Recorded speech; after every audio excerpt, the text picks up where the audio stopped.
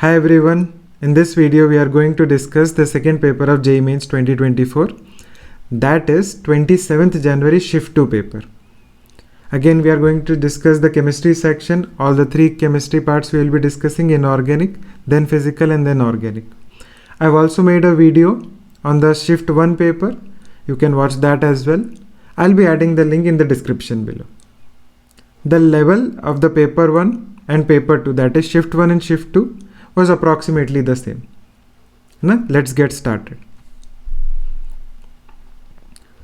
So the first question is, determine the number of non-polar compounds among the following. So non-polar compound means that the dipole moment has to be 0. So if we see here HF, its dipole moment is non-zero. If we talk about water, it is bent in shape, its dipole moment is also non-zero. If we talk about CO2, that we know is non-polar. Ammonia is pyramidal in shape, so that would be polar. SO2 again is bent, so it would be polar. H2, yes, H2 is non-polar, right? CH4 is a completely symmetrical molecule, so it would be non-polar. BF3 is also completely symmetrical molecule, so it would be non-polar. So a direct question from hybridization, or the shape part you can say, from chemical bonding. The answer is 4. Next, select the incorrect match. Haber's process is iron. Exactly, that is correct. The catalyst used in Haber's process is iron. For polythene we use Ziegler-Natta catalyst. Yes, Ziegler-Natta catalyst is Al(C2H5) whole thrice, or you can also take a dimer of that with TiCl4. Correct.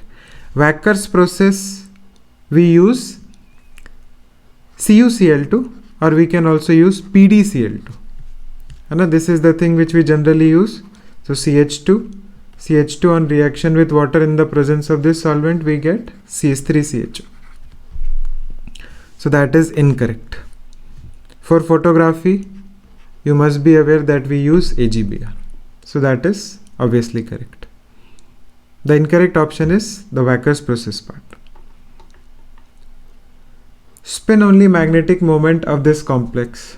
So if we talk about PT, can you see here? We have two ligands here. One ligand here, one ligand here. Basically coordination number is 4. And for coordination number 4, we also have PT2. So you must be knowing that all the ligands act as strong field ligands for PD+2 and PT+2. So the hybridization is going to be DsP2. And if we talk about PT+2, it is basically D8 configuration. And if it is D8 configuration and 1d orbital is used for hybridization, that means we actually have D8 configuration like this, right? This is empty, which can be used for DsP2 hybridization.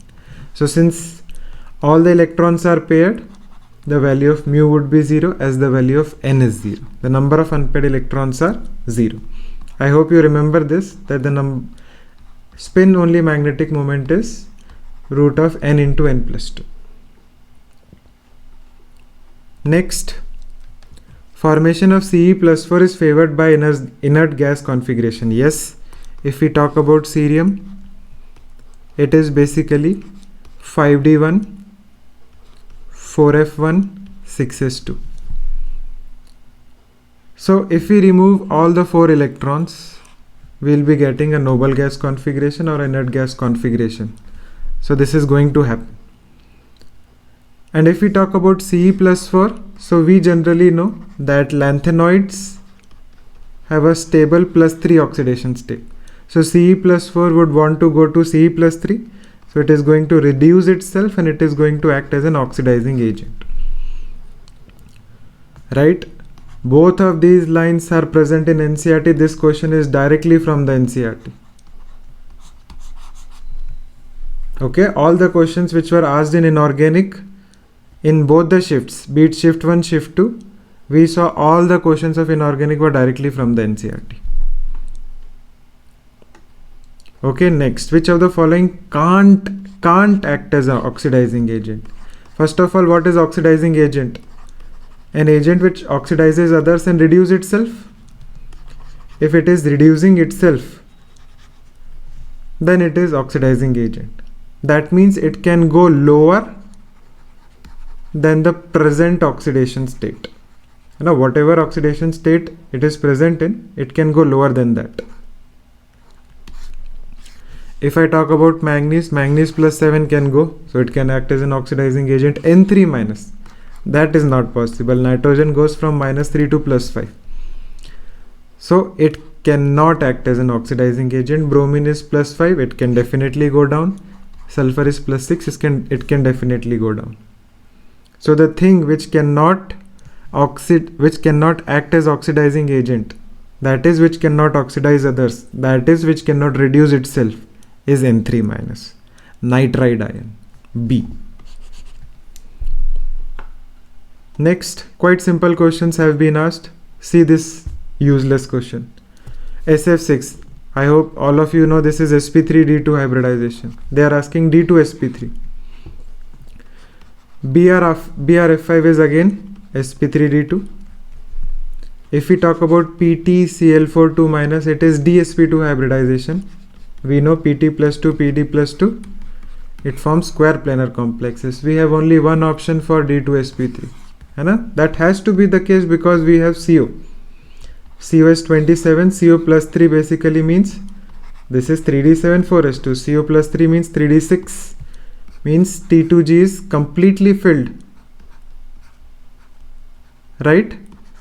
Let me draw it in a better fashion.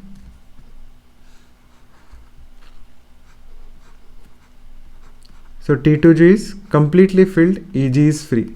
So these d orbitals can be used for hybridization. So D2sp3 is the D part. Next, oxygen shows only -2 oxidation state. That is incorrect. It can show 0 oxidation state as well. It can show +1 as well. It can show +2 as well. If you are asking me where, I can tell you different examples. If we talk about +1, it is in O2F2, +2 is in OF2, -1 is in H2O2. So it can show multiple oxidation state. On moving top to bottom, stability of +4 oxidation state decreases, whereas the +6 oxidation state increases. That is impossible, due to inert pair effect. Inert pair effect says as we go down the group, lower oxidation state is more stable. On the contrary, statement 2 is saying that the higher oxidation state is more stable. So that is incorrect. Now this is a useless statement. Both are incorrect. Both are incorrect.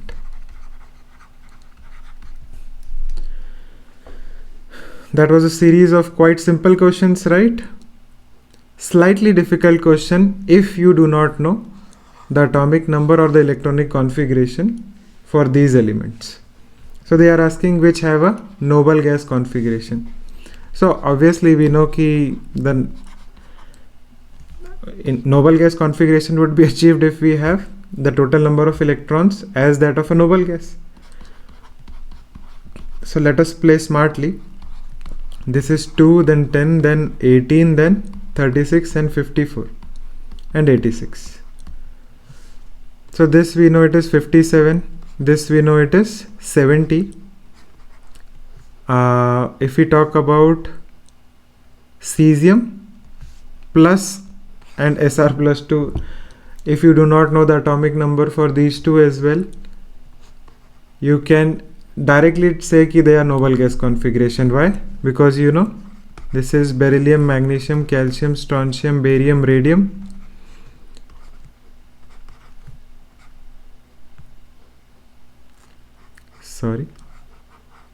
this is 4, then this is 12. And although I'm writing the electronic configuration, but without that also you can do this question. Then it would be 38. So if we talk about 38, if you remove 2 electrons, because it is Sr plus 2, we'll get 36. So that is going to be correct. If we talk about lithium, sodium, potassium, rubidium, cesium, and this is 37, and if you add 18, you will get 55. If you remove 1 electron, you are going to get 54. So these two are having noble gas configuration. If I remove 2 electrons from 70, I will get 68. How is that an noble gas configuration? That is incorrect. If I have 57 electrons, if I remove 2 of them, I will come down to 55, not 54. So this cannot be a noble gas configuration again. So the correct answer would be 2. Right? Moving on to the last question of inorganic chemistry. Which of the following has D10 configuration? So out of these options, chromium does not have. We know chromium is 24. It is 3d5 4s1. Right? The chromium does not have. Zinc, cadmium, mercury all have D10 configuration. So this, anyways, first option is gone. Second option is also gone because we have chromium. Third option is also gone because we have chromium. The fourth option is correct. Copper is D10 and the zinc is also D10, and both of these, all of these are D10. You know, copper is 29, but it has 3d10 4s1. Ag is just below copper and has similar electronic configuration. Basically we'll get D10 configuration there as well. So the answer is D. So moving on to physical chemistry now. The first question is, for a first order reaction, time required for 99% completion reaction is. So basically we have to calculate T 99.9%, I'm sorry, and options have T half. So if we talk about T 99.9%, that means the final concentration is just 0.1%. That means 0.1 by 100 into A naught, which means A naught into 10 to the power minus 3. So T 99.9% is basically 2.303 by K log A naught by AT, and AT we can see is A naught into 10 to the power minus 3, and divided by T half is 2.303 by K log 2, or I can say ln 2 by K. So if we see here, we have log 10 to the power 3 divided by log 2. Log 10 to the power 3 is 3 and log 2 value is actually 0.3. So this is 10 times. I have calculated the ratio of T 99.9% and T half. Right? So the answer would be 4. Quite an easy problem. Next. 3 molar NaOH solution is to be prepared using 84 gram NaOH. Then the volume of the solution in liters is. The first or the second chapter which you study in class 11th, that is mole concept. See how simple question they have asked. If you know the definition of molarity, you can easily do that. Molarity is moles by volume. So molarity is 3. Moles is the given mass divided by molar mass. 23, 16 and 1, that means 40, divided by the volume. I think this is 2.1, so the volume comes out as 2.1 by 3, which is 0.7 liters. And they are asking the value of something into 10 to the power minus 1. This is 7 into 10 to the power minus 1. Direct question. 1 mole PBS is oxidized by X moles O3, liberating Y mole O2. So obviously it will be oxidizing. O3 will be oxidizing PBS, and PBS, lead is +2, it cannot be oxidized. Sulfur is -2, it can be oxidized. and it would want to go to PbSO4. So this will be the reaction, and if we see this reaction, how can I balance that? I would be needing 2 moles here. I think that will give it, right? So you can see we need X moles, we need Y moles of O2 here. So X plus Y would be 2 plus 1, that is 3. See how simple these questions are, how fast we are doing it. And so whosoever hasn't appeared for the JEE mains exam, obviously if you are seeing this video, you must not have appeared for the exam. Do not worry, just see the topics which are coming and prepare them well. You will ace the exam, okay?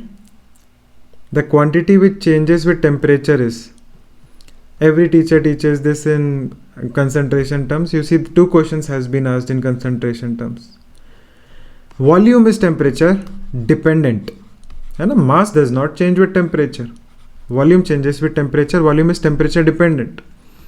So molarity is moles by volume, it changes with temperature. Molality is moles by mass, nah, it wouldn't change. Mole fraction is moles by total moles, it again wouldn't change because moles or mass are independent of temperature, independent of temperature, right? Again, this question is, I would say this question has some data insufficiency. What actually was asked or what options were there, we are not very sure of that. But if we talk about delta G is delta H minus T delta S. So you know the question is somewhat key, what is the value of log K? So we know delta G or delta G naught, I should say here.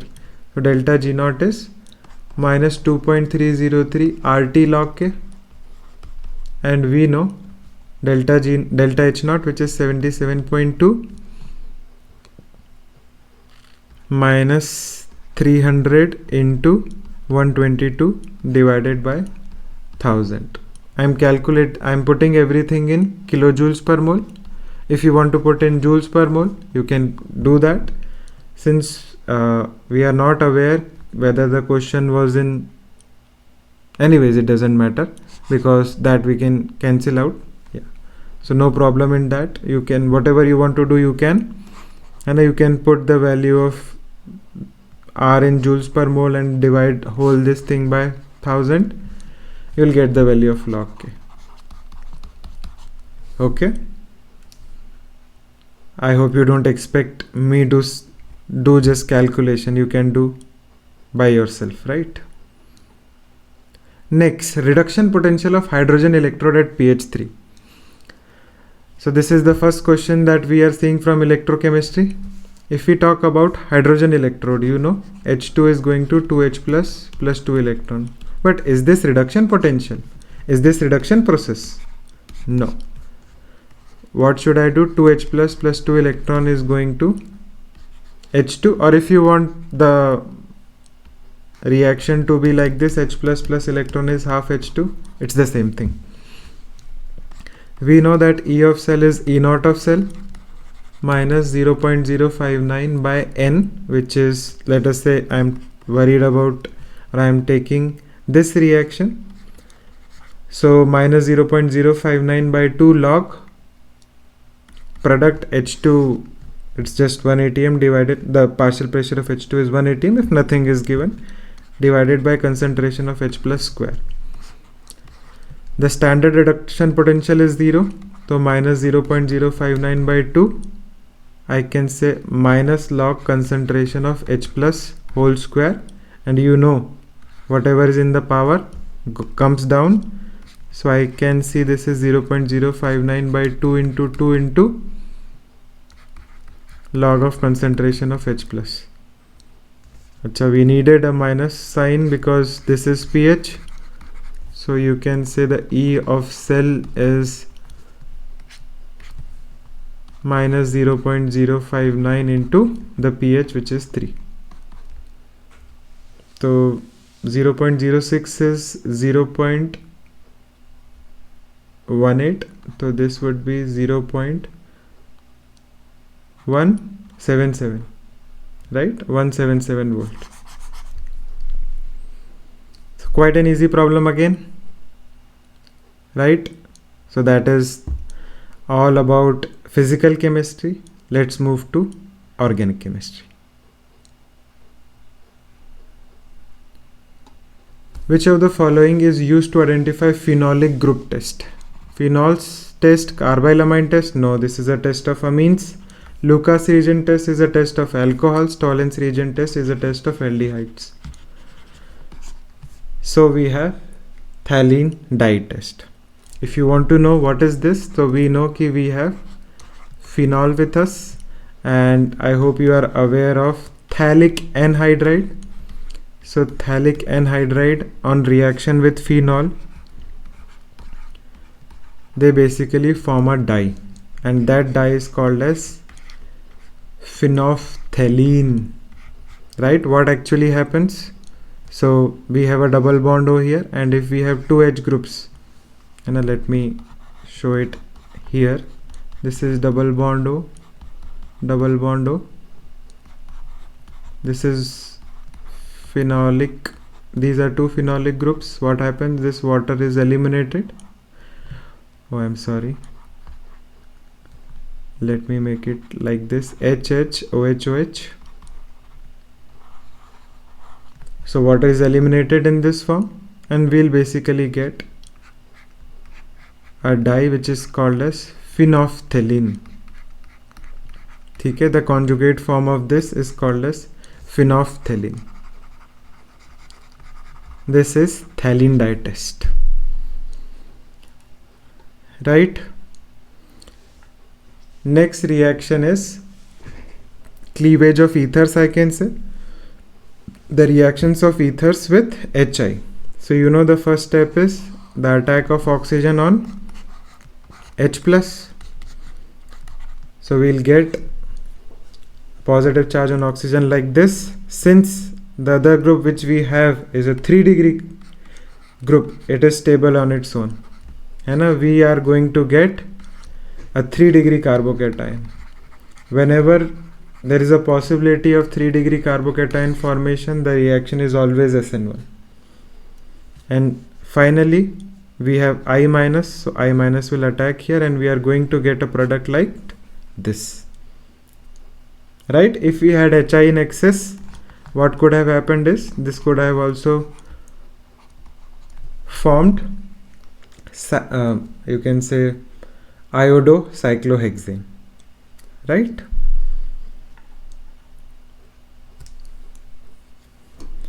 Every year they are going to ask Riemann-Tiemann reactions. You will see last year also they asked around 3 to 4 problems from Riemann-Tiemann reaction. See, this is first reaction is Riemann-Tiemann reaction. You know salicylaldehyde is going to form. Second reaction, we have an oxidizing agent. And Na2Cr2O7 basically forms quinone, right? A structure like this. This is the oxidized form of phenol. Third reaction is Williamson ether synthesis. What happens? NaOH is a base. It will take that H plus from here. We'll have a phenoxide ion, and this phenoxide ion will react with CH3, and we'll get anisole. We are going to get the fourth product. And the last reaction is carboxylation reactions, coal-based carboxylation reaction. So we are going to get salicylic acid, right? When egg is boiled, then which of the following structure of proteins remain intact? So you must be knowing this ki as we heat, all the bonds apart from the covalent bonds start breaking. For example, if there is a hydrogen bond or any other kind of bonds, van der Waals forces of attraction all start to break. But the primary structure of the protein cannot be broken very easily, right? So the primary structure is intact. If you talk about the secondary structure, this question has been asked multiple times in 2021, 2020. that why secondary structure is stable. Secondary structure is stable due to hydrogen bonding. But now if you are breaking hydrogen bonding, since you are heating it, hydrogen bonding is getting broken and the secondary structure is getting broken. You are going to get the primary structure. The intact structure of or intact primary structure will be present. Right? Let's move to the next question. Quite an easy problem. Oh my god, in the first paper they ask what happens in SN1 reaction, racemization or inversion or retention. Now they are asking which one will not give SN1 reaction. So we know that SN1 reaction proceeds via carbocation formation. So the place where carbocation formation is difficult, it wouldn't give SN1 reaction. We can form a carbocation here, definitely. This is allylic position. We can form a carbocation, definitely. This is benzylic position. We can have a carbocation because this is 2 degree. This is vinylic position. You cannot break this bond, right? Because there is partial double bond character in this bond. So it will not give SN1 reaction. The second homologue of monocarboxylic acid is. So carboxylic acid has a general formula RCOH. The first homologue is basically HCOH, which is formic acid. And to have the next homologue, we basically add a CH2 group. 14 units are added to get the next homologue. So basically it would be CH3COH. Acetic acid is the second homologue of monocarboxylic acid.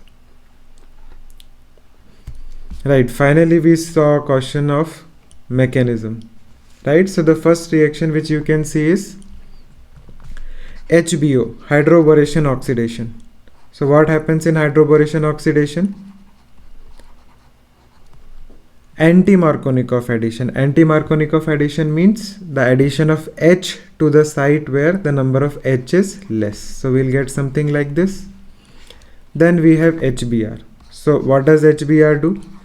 HBr will make this basically first H plus would attach to OH, we'll get OH2 plus, we'll get a carbocation, and once we get a carbocation it will rearrange, right? So we will be getting benzene,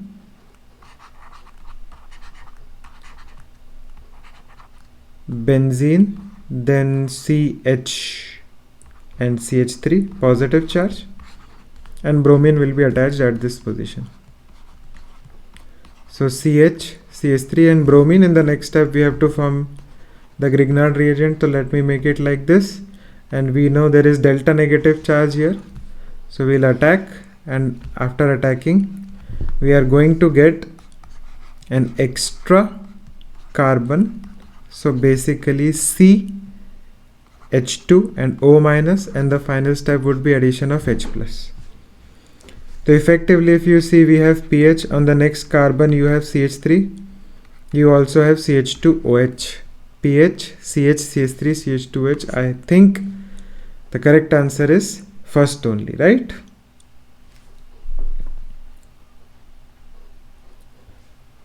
When 9.3 gram of aniline is reacted with acetic anhydride, then mass of acetoanilide formed is X. So let us see aniline. I hope you know what aniline is, and this is no rocket science ki what would acetoanilide be, since in this reaction you know nitrogen attacks here, acylation on nitrogen takes place, so we get CHCOCH3. This is acetoanilide. Okay, we have 9.3 grams of this, and they are asking the mass of this. Very easy, you calculate the moles for this. It is 9.3 divided by the molecular formula is C6H5NH2. 12 6 is 72, 72, 14 and 7. I think this is 93 itself. So we are having 0.1 moles of this. If we are having 0.1 moles, we should have 0.1 moles of this as well. And The mass, if you see here, from here to here I have just removed an H and I have added COCH3. So the mass of COCH3 is 2 carbons, that means 24 and 3 and 16, and removed 1 hydrogen, so I'll minus 1.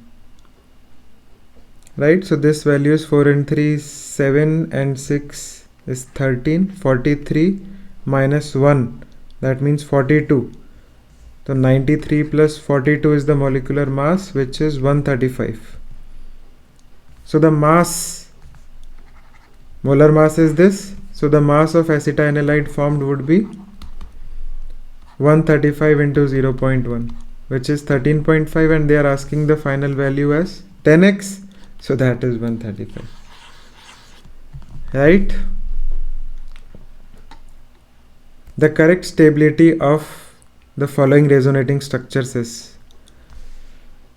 So we would see the number of pi bonds first. The more number of bonds, the better is the structure, the more stable is the structure. The first one is more stable, it has 2 pi bonds. In these two cases I can see I have 1 pi bond, I have 1 pi bond. Now between 2 and 3 I'll see the octet as well as the negative charge on more electronegative element, and which I can see here, this would be more stable. Right, so it would be just 1, 2 and then 3. The negative charge is more stable on oxygen as compared to the carbon. Right, since all the factors were same, that is why my deciding factor was electronegativity on more electronegative atom. Steam volatile and water immiscible substances are separated by.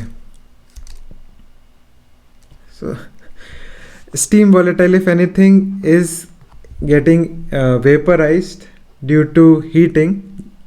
So basically we can just do steam distillation, right? Because one is water immiscible, it wouldn't go with water or it wouldn't vaporize with water.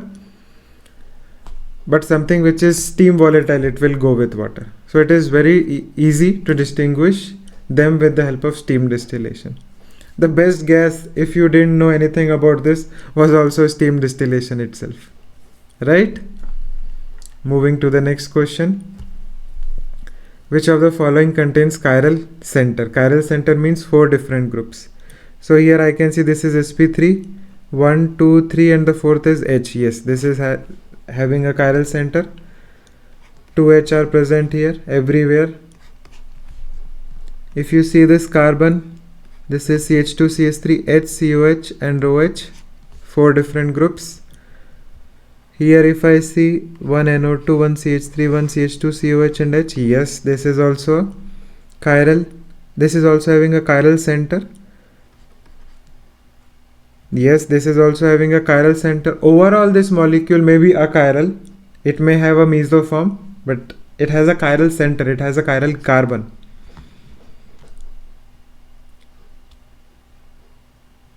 Right, next one. Oh, I almost fall for this. You see these two groups are similar, right? So the correct answer to this question is 4. So that is end of this shift paper as well. If you are going to give the paper on 29th, 30th, I think there is no paper on 28th, right? So 29th, 30th, 31st and 1st, then all the very best.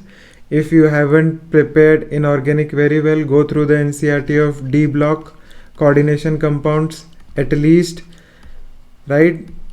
Very simple questions are being asked from D block and coordination. Most of you fear from organic chemistry. You saw in this paper that the questions from organic chemistry are very simple. They have been asking questions of isomerism, GOC, nomenclature and simple reaction mechanism questions. So we shouldn't skip that. Okay, all the very best.